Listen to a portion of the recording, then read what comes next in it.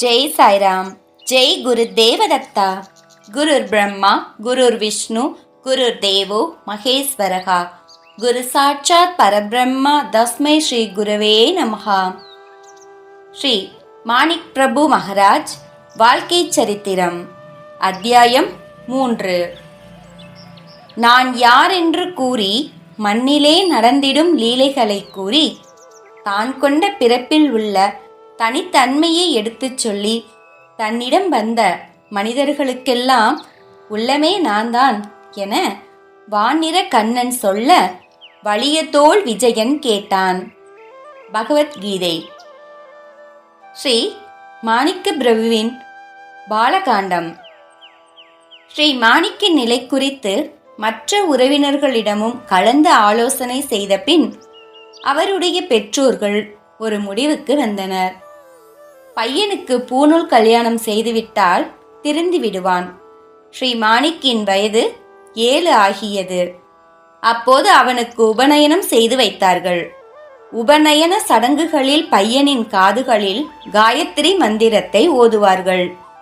அதற்கேற்ப உபநயன நிகழ்ச்சியில் பையனின் காதுகளில் காயத்ரி மந்திரத்தை பண்டிதர்கள் ஓதத் துவங்கினார்கள். ஸ்ரீ மாணிக்கோ அவர்கள் காயத்ரி மந்திரத்தை உச்சரிக்கும் முன்னரே கடகடவென அனைத்து மந்திரங்களையும் பொங்கி வழியும் நீரூற்று போல கூறத் துவங்கினார். அனைவரும் வாயடைத்து நின்றார்கள். எங்கிருந்து அவர் அத்தனை மந்திரங்களையும் கற்றறிந்து உள்ளார்? காண்பது கனவா அல்லது நனவா? ஒன்றும் புரியாமல் விழித்தவர்களுக்கு அந்த சிறுவனிடம் ஏதோ அபூர்வ சக்தி உள்ளது என்பது மட்டும் தெரிந்தது. ஆனாலும் அவர்கள் அவரிடம் உள்ளது தெய்வ சக்தியே என்பதை புரிந்து கொள்ளவில்லை. உபநயனம் முடிந்ததும் ஸ்ரீ மாணிக்கை மீண்டும் பள்ளிக்கு அனுப்பினார்கள். ஆனால் மீண்டும் சுதந்திர பறவையாக திரிந்து அலைவதனையே அவர் விரும்பினார். மெல்லிய காற்றும் பறந்து விரிந்த ஆகாயமும் சலசலக்கும் நீரோடைகளும் பறவைகளின் இனிய கீதங்களும் மரக்கிளைகள் நிரம்பிய இனிய ஓசைகளுமே அவர் மனதை ஆக்கிரமித்தன. படிப்பை விட அவையே தனது மனதை கவர்ந்ததை உணர்ந்தார். கல்விகளுக்கும் பாடங்களுக்கும் அப்பாற்பட்ட அவதார புருஷர் என்பதினால் 4 சுவற்றுக்குள் அடைந்து கிடந்து படிப்பதை விட ஏகாந்தமாக இருப்பதே பிடித்திருந்தது அவருக்கு. பாடசாலை ஒரு சிறைச்சாலை என்றே நினைத்தார். இப்படியெல்லாம் எண்ணியதினால்தான் பள்ளிக்கு செல்வதை குறைத்து கொண்டு இயற்கை தந்த பாடங்களை கற்றறிந்தார்.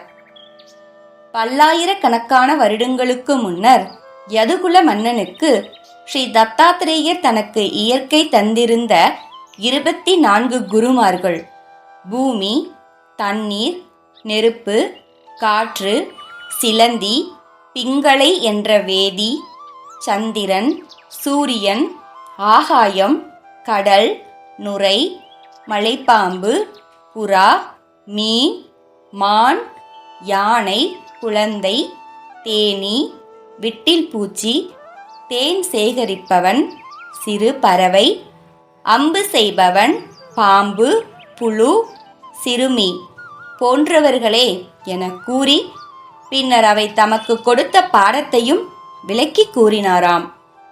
அப்படி கூறியதின் மூலம் மறைமுகமாக உலகில் தான் படைத்த அனைத்துமே அர்த்தம் இல்லாமல் படைக்கப்பட்டவை அல்ல, அவை அனைத்தையுமே மாபெரும் தத்துவங்களை கொண்ட ஜீவன்களாக படைக்கப்பட்டு அவற்றின் மூலமே அந்த தத்துவங்களை உலக மக்களுக்கு போதனை செய்வதாக கூறினாராம்.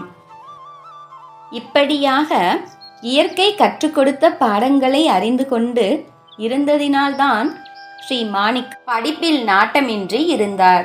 அது வியப்பும் இல்லையே. ஆனால் அதை சுற்றி உள்ளவர்கள் ஏற்க வேண்டுமே. தங்களுடைய மகன் இப்படி மீண்டும் மீண்டும் சுற்றி அலைந்து கொண்டு இருந்தால் விடிமோட்சமே கிடையாதே என எண்ணிய அவரது பெற்றோர்கள் அவரை அவரது தாய்மாமன் வீட்டிற்கு அனுப்பினார்கள். வேறு ஊருக்கு சென்றால் நண்பர்களின் சேர்க்கை மாறும், மகன் மனம் மாறி படிக்க துவங்குவான் என எண்ணினார்கள். ஆனால் அவர்களின் நினைப்பிற்கு மாறாகவே ஸ்ரீ மாணிக் இருந்தார். வெட்ட வெளியில் ஆகாயத்தை பார்த்து படுத்தபடி ஏகாந்தமாக இருப்பார். ஏதோ சிந்தனை, நாள் முழுவதும் சிந்தனை. அவர் கடவுளின் அவதாரம் என்பது யாருக்கு புரிய போகின்றது?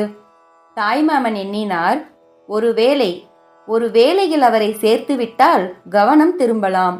ஆகவே அவர் எவரிடமாவது இருந்து சிபாரிசு பெற்று வரி வசூலிக்கும் பிரிவில் ஸ்ரீ மாணிக்கிற்கு வேலை வாங்கி தந்தார்.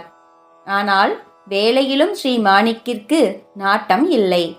முதல் நாள் அன்றே தான் வசூலித்த வரிப்பணத்தை தன்னிடம் வந்து கஷ்டத்தை கூறிய நண்பர்களுக்கு பிரித்து தந்துவிட்டார். வரி வசூலித்த பணத்தை எடுத்து பிறருக்கு தானம் செய்ய யார் அனுமதிப்பார்கள்? ஆகவே அவரை வேலையிலிருந்து விலக்கிவிட்டார்கள். பல நாட்கள் வீட்டில் ஒரு கட்டிலில் சந்நியாசி போல ஸ்ரீ மாணிக் படுத்து கிடப்பார். வேலையும் இல்லை, சாப்பாடு, தூக்கம் அவ்வளவே. அவர் தாய் மாமன் அதை பார்த்து கொண்டு எத்தனை நாள்தான் பொறுமையாக இருப்பார்? ஒரு நாள் கட்டிலில் படுத்து கிடந்த ஸ்ரீ மாணிக்கை பார்த்து கோபமாக கத்தினார். நீ என்ன ஜமீன் பரம்பரையில் பிறந்தவன் என்ற நினைப்பில் இருக்கின்றாயா? படிப்பவரும் காப்பவரும் கருணை கடவுளுமான அந்த கடவுளை தவிர எனக்கு யாருடைய துணை வேண்டும்? இந்த மாயையான உலகில் அனைத்தும் நான் தான் என நினைக்கின்றான் விந்தை மனிதன். ஒன்று தெரியவில்லை அவனுக்கு. யாருக்கு யார் வேலைக்காரன்? உண்மையில் கடவுள் என்பவன் யார்?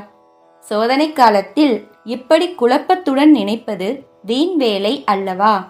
ஒரு தாயின் வயிற்றில் வளரும் குழந்தைக்கு அது இப்படி வளர்கின்றது என்று யார் சாட்சி கூற முடியும்? என்னை பற்றி அறியாதவர்களிடம் நானும் அப்படித்தான் கேட்கிறேன். சொந்த பந்தம் துறப்பதற்கு வேலை வர வேண்டாமா? அதனால்தான் அத்தனை நாட்களும் பொறுமையை கடைபிடித்து காத்திருந்தார். விதிப்படி தாய்மாமன் வீட்டில் இருந்துதான் பந்தத்தை துறக்க வேண்டும் என்று இருந்தது. துறந்துவிட்டார். சுதந்திர பறவையாக மாறினார். பார்க்கும் அனைத்திலும் தெய்வீகத்தை கண்டார். உலகம் முழுவதிலும் தெய்வீகம், இறைவீகம் பரவி இருந்ததை கண்டார். காண்பது, கேட்பது, தொடுவதும் என அனைத்துமே தெய்வம் என்ற உண்மை தெரிந்தது. தான் அவதரித்தது மக்களின் துயர் துடைக்கவே என்ற உண்மையும் புரிந்தது. தானே தெய்வீக அவதாரம் என்ற உண்மை நிலையும் மனித உருவில் இருந்த அவருக்கு தெளிவாக புரிந்தது. எவருக்கு துன்பம் ஏற்பட்டாலும் ஸ்ரீ மாணிக்கினால் அதை பொறுத்து கொள்ள முடியாது என்பது மட்டுமல்ல, பிராணிகளுக்கு துன்பம் நேர்ந்தாலும் அதை அவரால் சகித்து கொண்டு இருக்க முடியாது. ஒரு சம்பவம். ஒரு கருத்தரித்த மாட்டின் மீது அமர்ந்தபடி அதன் எஜமானன் அதை ஓட்டிக்கொண்டு வந்தான். கருத்தரித்த மாட்டினால் எப்படி விரைவாக ஓட முடியும்? ஆகவே அதை விரைவாக ஓட்ட அதன் மீது அமர்ந்து இருந்தவன் அதை அடித்துக்கொண்டே வந்தான்.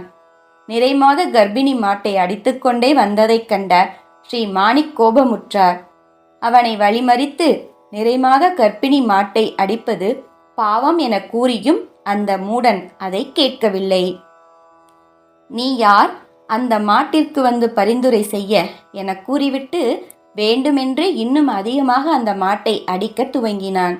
அவனுக்கு சரியான பாடம் புகட்ட ஸ்ரீ மாணிக் முடிவு செய்தார். அந்த மாட்டை பார்த்து ஒரு முறை முறைத்தார். அவ்வளவுதான். அந்த மாடு முரண்டு பிடித்து கொண்டு ஓடத் துவங்கியது. அதன் மீது அமர்ந்து இருந்தவனால் இறங்க முடியவில்லை. யாரோ பசை போட்டு அதன் மீதே ஒட்டி வைத்து உள்ளதைப் போலவும் தன் கைகளை பின்னால் கட்டி வைத்து உள்ளதைப் போலவும் உணர்ந்தான். அங்கேயே சுற்றி சுற்றி ஓடிக்கொண்டு இருந்த மாடினால் அங்கும் இங்கும் இடித்து இடித்து அவன் உடம்பெல்லாம் நல்ல அடி. ஐயா காப்பாற்றுங்கள், ஐயா காப்பாற்றுங்கள் என கத்தினான். இனி அப்படிப்பட்ட தவறை செய்ய மாட்டேன், மன்னித்து விடுங்கள் என கதறினான். ஸ்ரீ மாணிக் மனம் இறங்கி மாட்டை சமாதானப்படுத்தினார். அதன் மீது சவாரி செய்து கொண்டு வந்தவன் ஓடி வந்து அவர் கால்களில் விழுந்து மன்னிப்பு கோரினான். இனி ஜீவஹிம்சையே செய்ய மாட்டேன் என உறுதிமொழி கொடுத்து சத்தியம் செய்தான். இங்கே முடித்து அடுத்த அத்தியாயத்தில் தொடரலாம். ஜெய் சாய்ராம். ஜெய் குரு தேவதத்தா. அனந்த கோடி பிரம்மாண்ட நாயக ராஜாதிராஜ யோகிராஜ பரபிரம்ம ஸ்ரீ மாணிக் பிரபு மகாராஜ் கி ஜெய்.